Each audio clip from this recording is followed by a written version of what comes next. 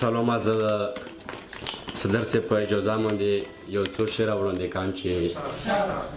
ملا د چرسو میلوګای خوښتی ملا د چرسو میلوګای خوښتی و د یار په مخ مې تور پیکای خوښتی و چې په محفل کې وي خاموش تل ناست چې په محفل کې تل خاموش ناست و دغه سړی مې بس په خدای خوښتی پس دغه غزل دی چې غزل ماک تاسو په دغه ډول دو چې سندریز و مازدیگر خو بس تیاره مې په نصیب شوه سندریز و مازدیگر خو بس تیاره مې په نصیب شوه هم مې خیال د ظلم ښکار شوه اندېښنه مې په نصیب شوه وایي چې زړه سندان لرمه خلکه د غمونو لوی کتار ته زړه سندان لرمه خلکه د غمونو لوی کتار ته چې د فکر په چراغ کې هم تیاره مې په نصیب شوه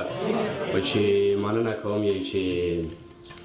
سوداګر یم ستا د حسن د سودا لپاره ګرځم خاموش صاحب چې سوداګر یم ستا د حسن د سودا لپاره ګرځم و زړه کې وایم چې څه نه غواړم هغه مې په نصیب شوه نو ګران صاحب یایي چې د شعر و شاعرۍ مې هیڅ شوق نه و دلبره د شعر و شاعرۍ مې هیڅ شوق نه و دلبره و مالي شومه د ګلو یوه باغچه مې په نصیب شوه خو چې غرور دې پورته زور کړی بس لږ یې را ایسار کړه غرور دې پورته زور کړی بس لږ یې را ایسار کړه دا څنګه د خواږو ویش کې ترخه مې په نصیب شوه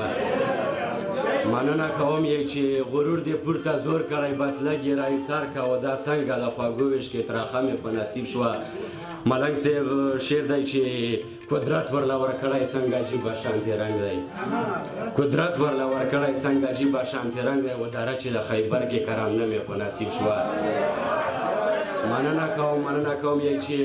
قدرت ورله ورکړی څنګه عجیبه شانتې رنګ دی و دره چې د خیبر کې کرامنه مې په نصیب شوه و چې بېلتون یم غورځولی ستا د مینې د ګړنګ نه بېلتون یم غورځولی ستا د مینې د ګړنګ نه و بیدار نه شوم د زخم فلسفه مې په نصیب شوه او بل شعر دی چې ملګری مې ستا یاد د یو نظر دی لکه غشی ملګری مې ستا یاد د یو نظر دی لکه غشی او ګزار کوي په زړه د درد کیسه مې په نصیب شوه چې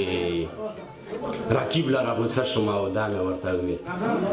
رقیب لره غوسه شوم او دا مې ورته وویل و په عشق کې د سرور ډکه جذبه مې په نصیب شوه او اخري مقطع چې باور کړم اختتام د غزل شومه نه باور کړم اختتام د غزل شوه په ختمېدلو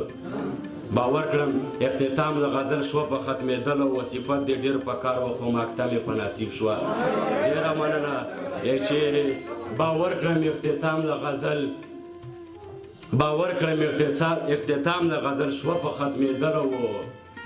صفت دې ډېر په کار و خو مقطع مې په نصیب شوه د مینې و د خلوص مو یوه نړۍ مننه والسلام